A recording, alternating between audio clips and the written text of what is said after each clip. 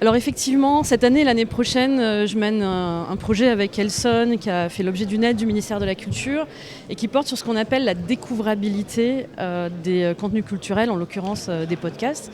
Donc, découvrabilité, ça y est, on commence un peu à imprégner ce mot, notamment en France. C'est quelque chose qui est beaucoup développé, notamment au Québec ces dernières années. Et donc toute la question et toute la problématique, c'est au milieu de cette masse de contenu, comment essayer de rendre beaucoup plus facilement découvrables des contenus. Ils existent, ils sont là, et en plus ces dernières années, il y a évidemment une explosion de la production des contenus, notamment sur les plateformes de podcast.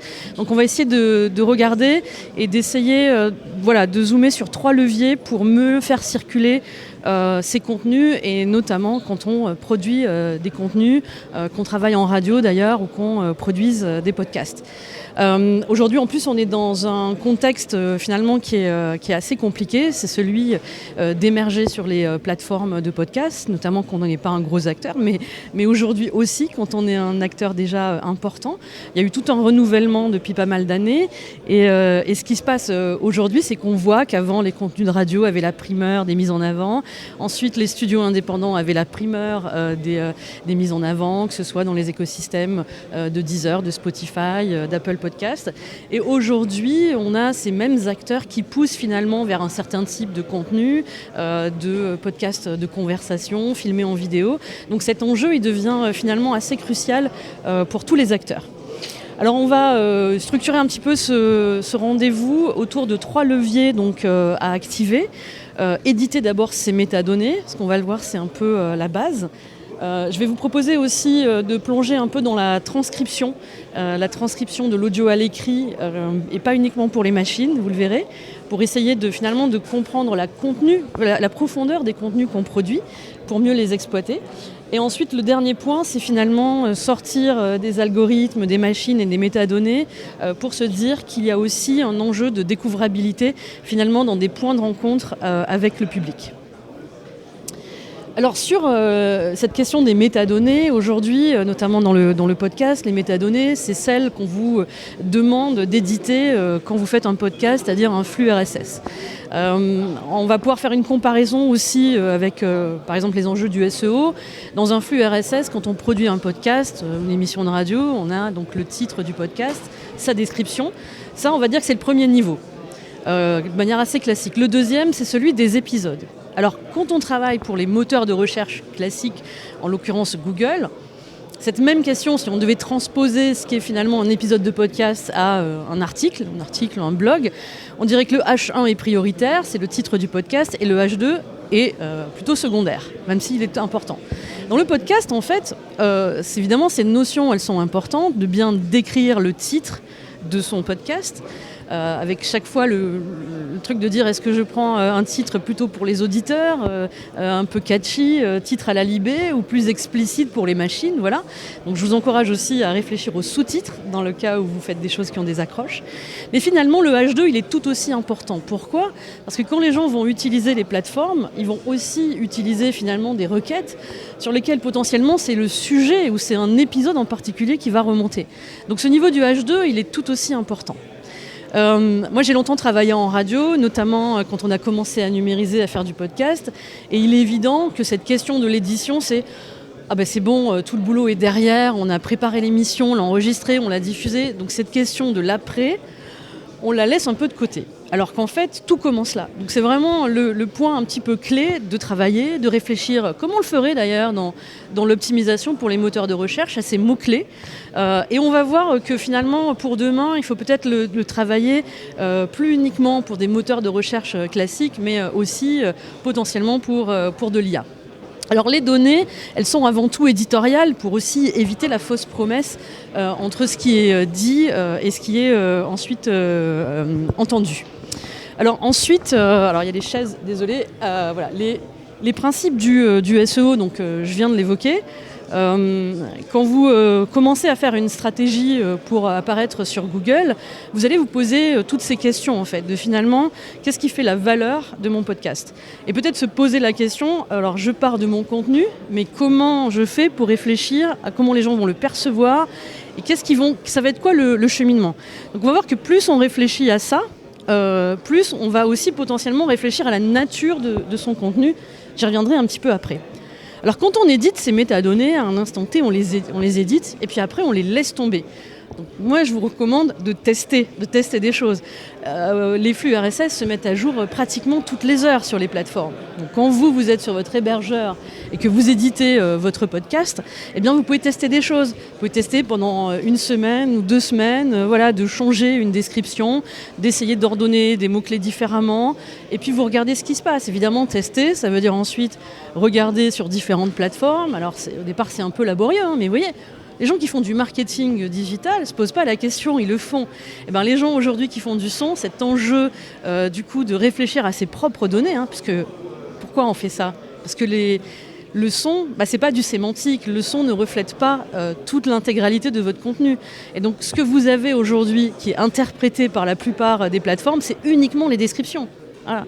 Alors peut-être demain les transcriptions, on va y venir. Donc dans cette idée de commencer à éditer, à tester, à corriger, peut-être que vous allez arriver à vous dire, mais finalement, quelles sont les tendances aujourd'hui qui se dessinent par rapport à ça ? Ok, on a des plateformes, les grandes plateformes, les GAFA, les Spotify, etc. Aujourd'hui, commencent à investir un peu sur la transcription, mais ne l'appliquent pas.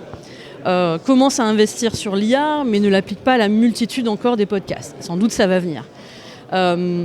Aujourd'hui, ce concept en fait du SEO, il est évidemment appliqué aux intelligences artificielles. Donc du coup, la question à se poser, c'est est-ce que par exemple, je structure mes métadonnées, ne serait-ce que celle de ma description, comme on le ferait si on voulait remonter sur des IA. Donc aujourd'hui, la question des données structurées, de formuler aussi des questions, voire même des questions-réponses. Nous, cette année, on a dû faire un travail sur le SEO. Google, à un moment donné, nous a plus aimé et on nous a recommandé de faire des FAQ dans nos articles. C'est bête, mais en fait, une FAQ structurée avec une question et une réponse qui a de la valeur, tout de suite, ça va donner des indicateurs. Ok, en fait, là, je réponds à une requête formulée par un humain, etc. Donc, ça, c'est une piste aussi, peut-être de réflexion pour la suite, de se dire, finalement, je prends un peu de recul, c'est quoi la valeur de mon contenu et comment je fais en sorte pour que ça reflète à la fois ce qui est dit, ce qui est proposé, ce qu'on entend et à la fois peut-être ce qui est recherché. Donc aujourd'hui, il y a un enjeu d'établir ce pont entre ce qu'on produit et sa réception. On va passer à un deuxième point après cette question des métadonnées. On va basculer sur... essayez de voir, ça charge, c'est un peu long. Le deuxième point, c'est celui de la transcription. Voilà. Alors, effectivement, vous produisez une émission de 30 minutes, une émission d'1 heure, et puis vous en faites tous les jours. Et donc, la difficulté, c'est d'arriver à remonter sur un sujet, sur une thématique, etc. Donc, évidemment, cette question de la découvrabilité, le point de départ, il est stratégique. Plus vous allez faire quelque chose qui est un sujet de niche, plus ça va être assez facile de remonter sur une requête. La seule chose, c'est que vous allez avoir de la concurrence, effectivement. Je sais pas, je fais un podcast sur le marketing, ça remonte très vite, sur la vente, etc. La difficulté, c'est aussi bien pour les radios que même pour les créateurs ou certains podcasts, c'est que quand vous faites des choses qui sont de nature d'une émission ou d'une série documentaire, alors là, c'est compliqué parce qu'on a quelque chose qui finalement pourrait s'adresser à un large public par la nature même du contenu, mais comme le sujet n'est pas spécifique, finalement, c'est beaucoup plus compliqué de remonter. Et donc c'est là où finalement la transcription va être intéressante, parce que plus vous produisez un programme long, plus vous allez avoir du coup des choses assez précises à travers ça. Alors aujourd'hui, l'état des lieux sur le transcript, vous avez certaines plateformes qui le font automatiquement, sans même d'ailleurs vous demander votre avis. C'est des transcriptions qui sont un petit peu brutes. On ne le sait pas toujours, mais par exemple sur Apple, on peut télécharger, quand on est soi-même le créateur, on peut télécharger ces transcriptions. On pourrait aussi les retoucher et les remettre sur son hébergeur. Aujourd'hui, certains hébergeurs le proposent aussi. Évidemment, la retouche, c'est un certain temps, mais c'est quand même intéressant aussi de travailler cette question-là. Parce que cette transcription, ensuite, vous allez pouvoir la retravailler, et rendre découvrable votre podcast finalement à des gens dont la porte d'entrée ne serait pas toujours l'audio. Aujourd'hui, la transcription, elle se développe pas mal au titre de l'accessibilité. Nous, par exemple, depuis 3 ans, pour nos clients et pour nos podcasts, on fait systématiquement des audio-descriptions. Donc on part du transcript brut et ensuite on va l'enrichir en mettant le nom des intervenants, en décrivant aussi ce qui se passe quand quelqu'un se déplace dans une pièce, prend un objet, etc. Et donc il y a un public aujourd'hui aussi qui peut être malentendant, qui peut être sourd, ou des gens qui ont aussi des troubles de l'attention, pour qui ça irait vite en fait, et il faudrait un temps de digestion dans l'écoute. Et le fait d'avoir un support écrit, c'est aussi intéressant, donc ça peut amener finalement des nouveaux publics. Je vais poser la question à la régie. Est-ce que par hasard, il est possible de cliquer sur le lien ? Est-ce que par exemple, toi, tu as accès au slide pour cliquer sur le lien où il y a marqué transcription ? Si jamais tu peux, ce serait super. Sur le PDF, je voulais montrer un petit exemple. On va voir. Donc c'était un exemple que je voulais vous montrer finalement. Donc on est parti, là c'est un épisode d'une série documentaire qu'on a transcrit, on met le nom des locuteurs, on met les contextes et on met aussi dans notre document dont la référence est en lien dans la description de l'épisode, on met également des balises anti-fouillis. Alors, les balises anti-fouillis, c'est des balises qu'on peut mettre sur les pages web ou sur les documents qui permettent de dire bonjour les robots, je ne veux pas que ce soit digéré par les IA. Alors vous allez me dire c'est un peu contre-productif, donc ça c'est une question un peu personnelle de choisir. Est-ce que ce que vous voulez, c'est que là, ce soit juste valorisé auprès de nouveaux publics ? Nous, c'est une série documentaire d'autrices. Donc, en fait, il y a quand même de la propriété intellectuelle de ces histoires qu'on raconte. Il y a une série de 6 fois 28 minutes. Donc, sur ce podcast-là, on a décidé de mettre une balise anti-fouille IA. Par contre, peut-être que sur d'autres contenus, on ne mettra pas de balise anti-fouille IA, puisque l'intérêt, c'est justement de pouvoir être capté par ces IA. En tout cas, voilà, c'est des pratiques qui peuvent se développer pour essayer et donc d'avoir des nouveaux publics. Mais cette transcription, vous pourriez aussi la passer à travers des outils d'IA que vous utilisez pour faire des synthèses, voire même pour essayer finalement plus facilement ou plus rapidement de partir de ce transcript pour recomposer les propres descriptions de vos épisodes. Donc vous voyez, il y a un cercle un peu vertueux, c'est que ça va vous aider finalement à mieux réécrire ce que vous avez écrit au début en synthèse. Et puis la question aussi, c'est que cette transcription, vous pouvez l'utiliser si vous avez un article, si vous avez un blog ou si vous avez un site internet.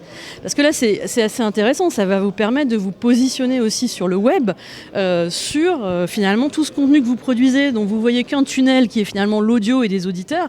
Ouais, mais les auditeurs, ils passent pas uniquement par les plateformes. Ils font aussi des requêtes dans tout un tas d'autres environnements. Donc aujourd'hui, dans un espace qui est en plus intermédiaire, qui est celui des grandes plateformes, le fait d'avoir un espace à soi sur lequel on valorise aussi son podcast et à peu de prix, parce que c'est à peu de prix et à peu de temps, c'est finalement le même contenu qu'on va essayer de réexploiter différemment, comme d'autres portes d'entrée. Donc c'est intéressant de pouvoir se positionner par rapport à ça. Donc réutiliser en dehors du flux RSS, donc ça peut être effectivement sur des articles de blog, mais après ça ouvre la porte à plein d'autres perspectives.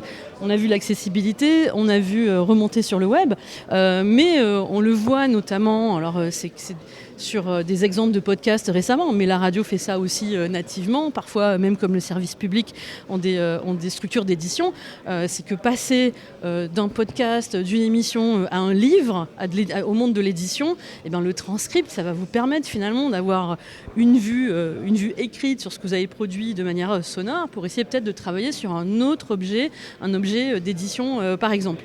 De la même manière, on parle de l'édition, mais ça peut être aussi, si c'est pour des fins commerciales par exemple, il y a pas mal de freelance qui se lancent dans le podcast.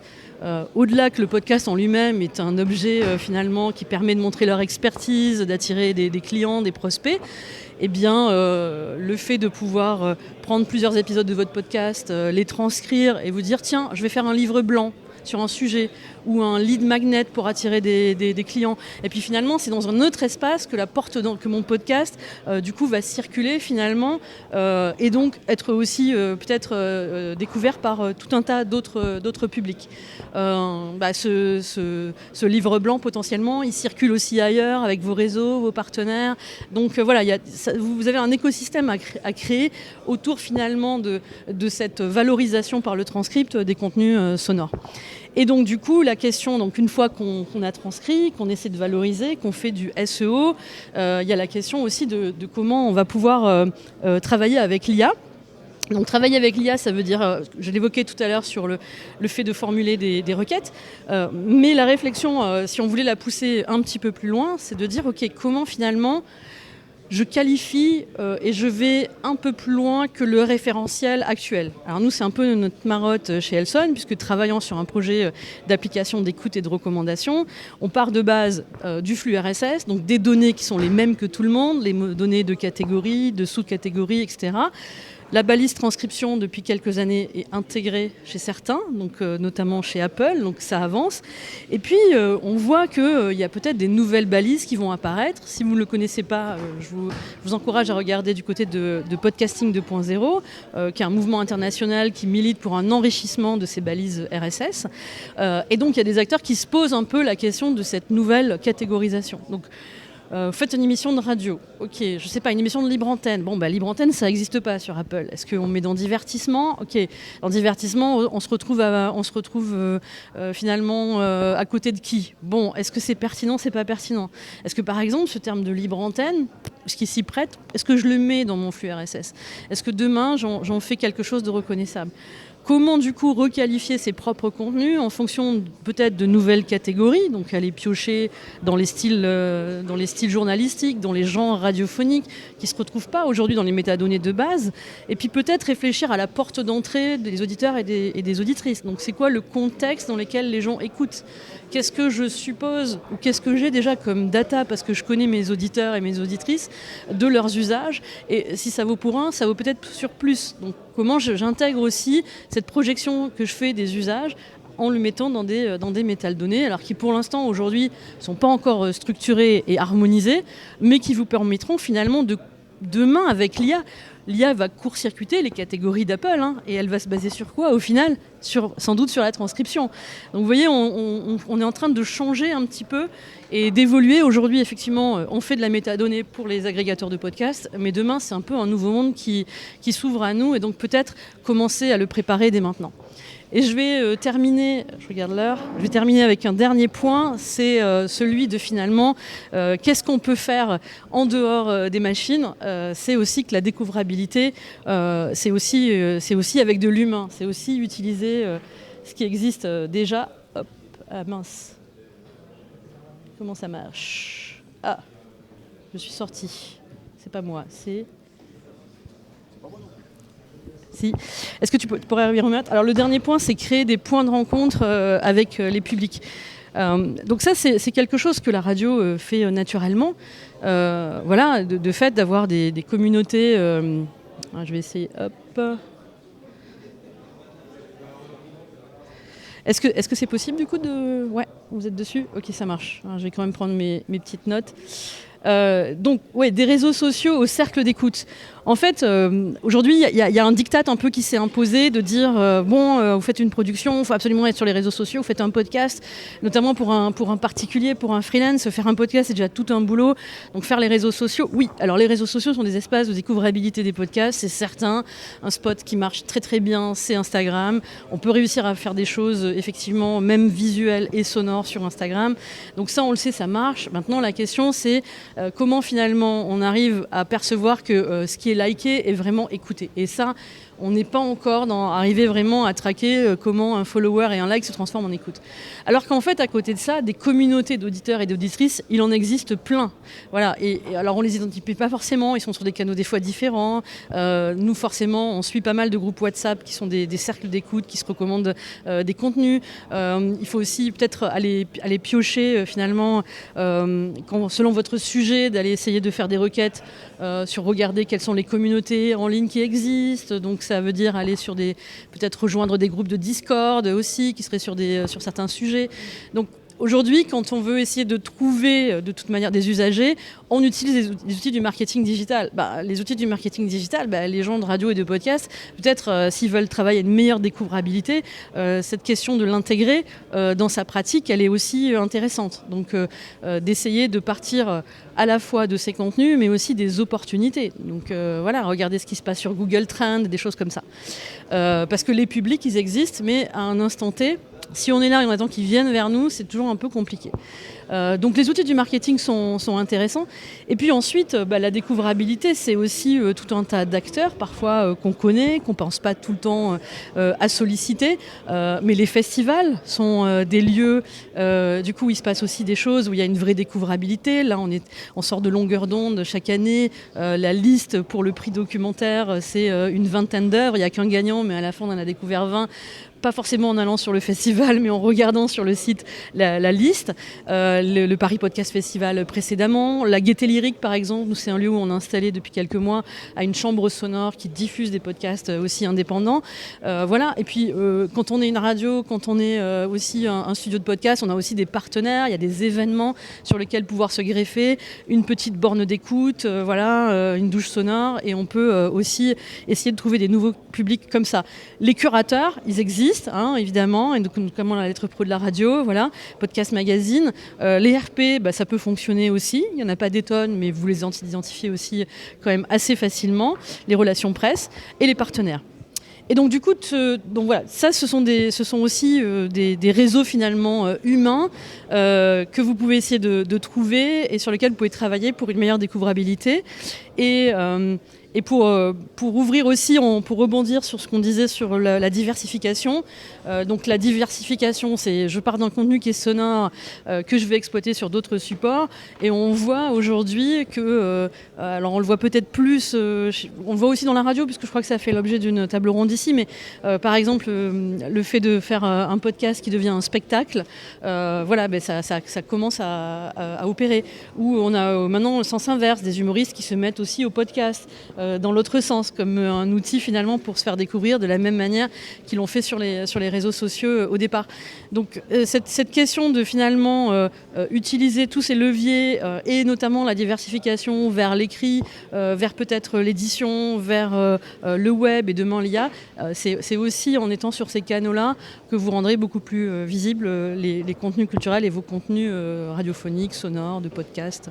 Voilà, donc pour terminer et pour faire une petite synthèse. Donc, mince, je reviens en arrière sur la première. Donc les 3 actions que vous pouvez activer dès maintenant, donc c'est éditer vos métadonnées, tester, essayer des choses, peut-être vous mettre au transcript. Alors je ne l'ai pas dit, mais pour le transcript, il y a des outils sur le marché. Il y a aussi des briques open source. Nous, on utilise Whisper pour faire nos propres transcripts et les retoucher à la main, mais parfois aidés aussi par des IA, pour corriger les coquilles, les petites choses. Et puis créer des points de rencontre, c'est finalement quelque chose que vous avez déjà quand vous avez des audiences, mais se dire, je vais utiliser les outils du marketing, qu'on ne pense pas forcément tout le temps à faire, mais qui deviennent aussi des leviers d'écoute.